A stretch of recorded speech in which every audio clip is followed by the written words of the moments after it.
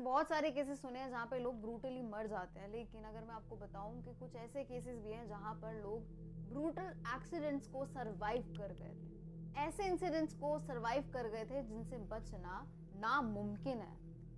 आज मैं आपके लिए कुछ ऐसी कहानियां लेकर आई हूँ जो आपको सरप्राइज कर देंगी और सोचने पर मजबूर कर देंगी। So without any further due, let's get straight into the video.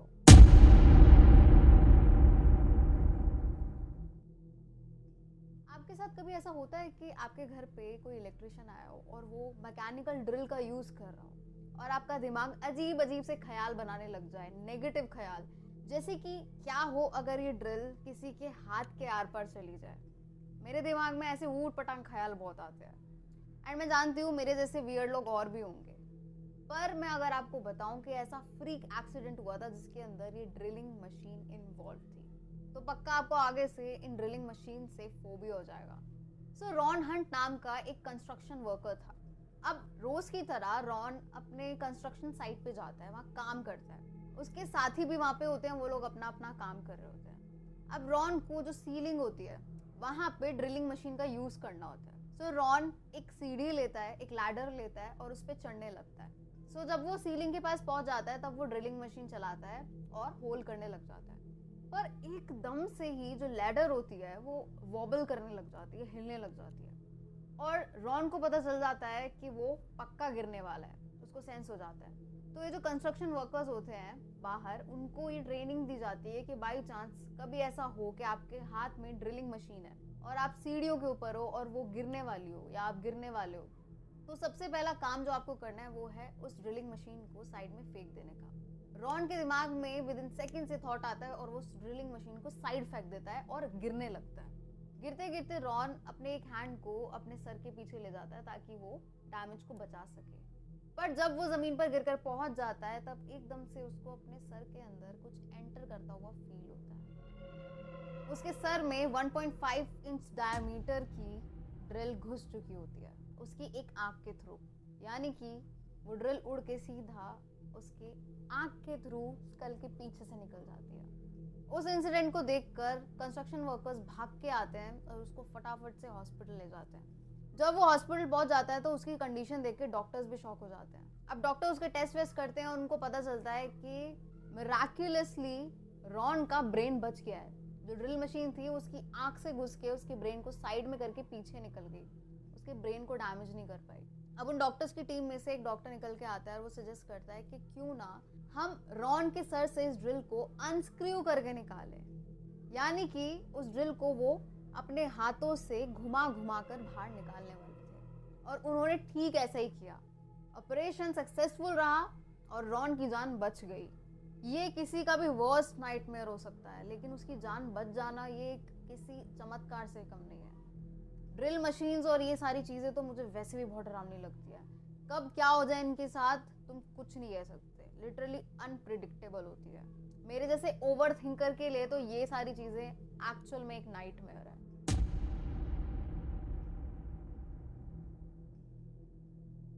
Harry Potter series पसंद है आपको? हैरी पॉटर सीरीज में जो प्रिजनर्स ऑफ एज़्काबान वाली मूवी है उसके अंदर हैरी पॉटर डर्सलीज की जो बहन होती है उसको फुलाकर बड़ा कर देता है अपने मैजिक से। आपने अगर वो मूवीज देखी होंगी तो आपको पता होगा मैं किस चीज की बात कर रही हूँ। लेकिन अगर मैं आपको बताऊं कि रियल लाइफ में एक ऐसा इंसिडेंट हुआ था जहां पर एक आदमी बैलून की तरह फूल गया था और वो एक्चुअल में हवा की वजह से ही फूला था। ये कहानी थोड़ी वियर्ड भी है, इसमें आपको हंसी भी आ सकती है, बट हंसना मत, पाप लगेगा, क्योंकि किसी को इस कहानी में बहुत ही ज्यादा पेन हुआ था। स्टीवन मैककॉर्मक एक ट्रक ड्राइवर थे जो कि ओपोती की नॉर्थ आइलैंड में काम किया करते थे। अब रोज की तरह वो अपने काम पे जाते हैं, वहां जाकर वो अपने ट्रक को पार्क कर देते हैं। उनका ट्रक बेसिकली कैसा होता है, उनके ट्रक में आगे कैब होती है, पीछे ट्रेलर होता है चीजें लोड करने के लिए। अब वो अपने उस ट्रक के कैब और उस ट्रेलर के बीच में खड़े होते हैं। अब क्या होता है, गलती से उनका पैर फिसल जाता है। अब आप सोचोगे कि इसमें क्या फ्रीक एक्सीडेंट हुआ होगा। एक्चुअल में जब उनका पैर फिसलता है तो वो जाकर सीधा एक एयर होस के ऊपर गिर जाता है। उस एयर होस पे जो उनके ट्रक के ब्रेक्स को पावर सप्लाई करता है, और जब वो उस एयर होस पे गिरते हैं ना तब वो एयर होस्ट उनके लेफ्ट बटक के अंदर घुस जाता है। जी हाँ, आपने बिल्कुल सही सुना। उनके अंदर घुसने के बाद वो उनको बैलून की तरह फुलाना शुरू कर देता है।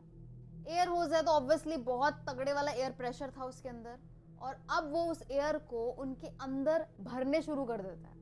वो इन्फ्लेट होने लग जाते हैं, और क्योंकि ये बहुत अजीब सी सिचुएशन होती है, उनको समझ नहीं आता कि वो क्या करें अपने आप को बचाने के लिए, क्योंकि उनके अंदर तक घुस चुका होता है वो एयर होस्ट। तो वो वहां पर पड़े रह जाते हैं और खुद के अंदर हवा भरने देते हैं, और वो फूलते जा रहे होते हैं, पर जो उन्हें पेन हो रहा होता है ना, वो अनबियरेबल हो रहा होता है। तो वो जोर जोर से चिल्ला रहे होते हैं, पूरा गला फाड़ के। अब उनके साथ जो काम करते हैं वो सारे भागते हुए आते हैं और देखते हैं कि ये क्या सीन है, ये क्या हो रहा है, एकदम से ये फूल क्यों रहा है। वो लोग फटाफट से 911 को कॉल करते हैं और जो एयर सप्लाई होती है उसको बंद कर देते हैं। अब हेल्प आ जाती है और उनके अंदर जो एयर होस्ट घुसा हुआ होता है ना, उसको पहले निकाला जाता है, फिर उनको हॉस्पिटल ले जाया जाता है। हॉस्पिटल ले जाने के बाद डॉक्टर उनका चेकअप वगैरह करते हैं और पता चलता है कि मसल से उनके फैट को उस हवा ने अलग कर दिया है। पर ये बहुत ही ज्यादा चमत्कार की बात होती है कि उनके ऑर्गन्स को ज्यादा नुकसान नहीं पहुंचा होता, यानी कि वो बच जाते हैं, उनको ज्यादा कुछ नुकसान होता नहीं है उस चीज से।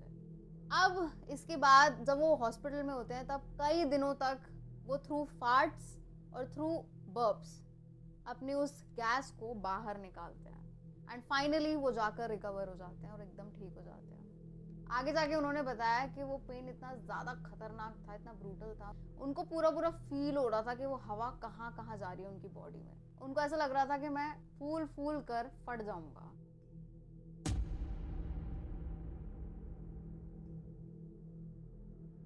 2006 में डंका नाम का एक आदमी था जो रेलवेज में काम किया करता था और रोज की तरह वो अपने काम पर आया हुआ था।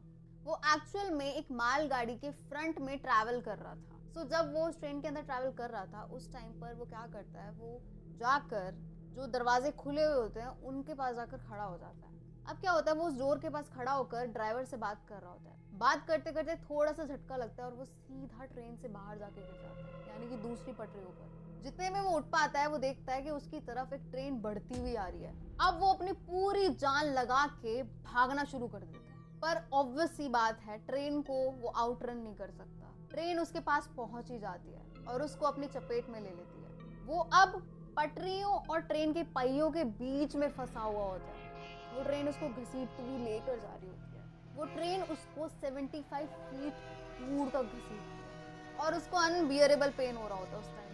उसको वो ट्रेन मॉन्स्टर जैसी लग रही होती है जो उसको खाना चाहती है और वो उससे बचना चाहता है। अब एक पॉइंट पर आकर वो ट्रेन रुक जाती है और डंकन उस ट्रेन के नीचे दबा हुआ होता है।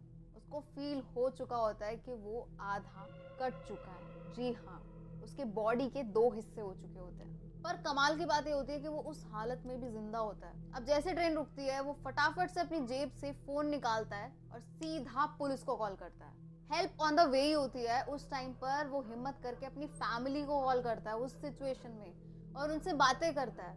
उनसे बातें करने के बाद वो काफी ज्यादा अपसेट होने लगता है कि मैं इन लोगों को छोड़कर जाने वाला हूँ अब। लेकिन वो अपने फोन को साइड रखता है और सरवाइव करने की सोचता है। वो सोचता है कि कुछ भी हो जाए मैं आज यहाँ से जिंदा बच के जाऊंगा।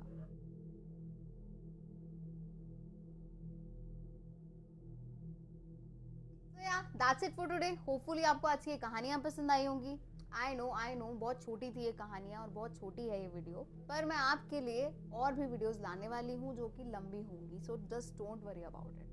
एंड अगर आपको मेरा कहानी सुनाने का तरीका पसंद आता है तो प्लीज मेरे इस चैनल को सब्सक्राइब कीजिए, इस वीडियो को लाइक कीजिए, शेयर कीजिए और कमेंट करना तो बिल्कुल भी मत भूलना। सो मिलते हैं हमारी नेक्स्ट वीडियो में। Till then thank you so much and bye bye.